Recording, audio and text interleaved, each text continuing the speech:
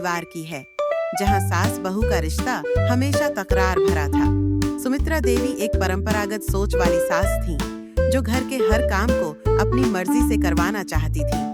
उनकी बहू नीतू आधुनिक विचारों वाली आत्मनिर्भर महिला थी, जो अपनी जिंदगी अपने तरीके से जीना चाहती थी। दोनों के बीच छोटी छोटी बातों पर हमेशा लड़ाई होती रहती थी।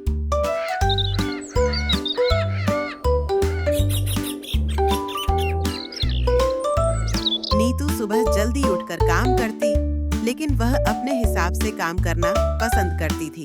सुमित्रा देवी को यह पसंद नहीं था।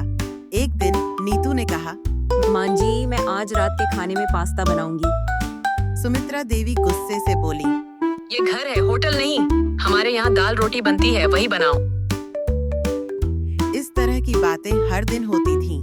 सुमित्रा देवी को नीतू के काम करने का तरीका पसंद नहीं आता और नीतू को सास की हर बात में टोका टाकी। दोनों के बीच किचन से लेकर घर की साफ सफाई तक हर चीज पर लड़ाई हो जाती। एक दिन बात इतनी बढ़ गई कि नीतू ने कह दिया, माँ जी, अगर आपको मेरी कोई बात पसंद नहीं है तो मैं इस घर में रह नहीं सकती। सुमित्रा देवी ने भी गुस्से में जवाब दिया, तुम्हें इस घर की रीत रिवाज सीखनी चाहिए, वरना तुम्हारे लिए यही अच्छा होगा कि तुम अपने मायके लौट जाओ। रोहित, नीतू का पति, ने दोनों को समझाने की कोशिश की, लेकिन बात बिगड़ती चली गई। पूरा घर तनाव से भर गया।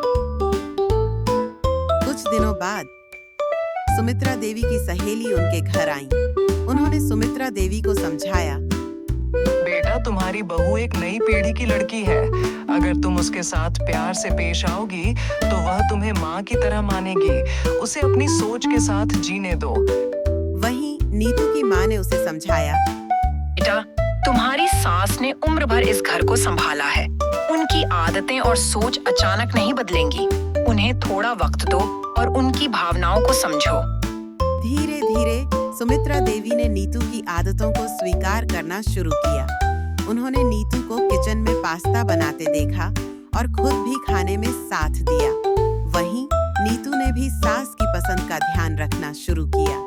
एक दिन सुमित्रा देवी ने मुस्कुराते हुए कहा, तू पास्ता बहुत अच्छा बनाती है, कभी-कभी दाल रोटी भी बना लिया कर। नीतू हंसते हुए बोली, माँ जी, आपके हाथ की दाल रोटी भी बेमिसाल है। सास बहू की यह लड़ाई आखिरकार प्यार और समझदारी में बदल गई। दोनों ने यह सीखा कि रिश्ते में तालमेल और सम्मान से हर समस्या का समाधान संभव है।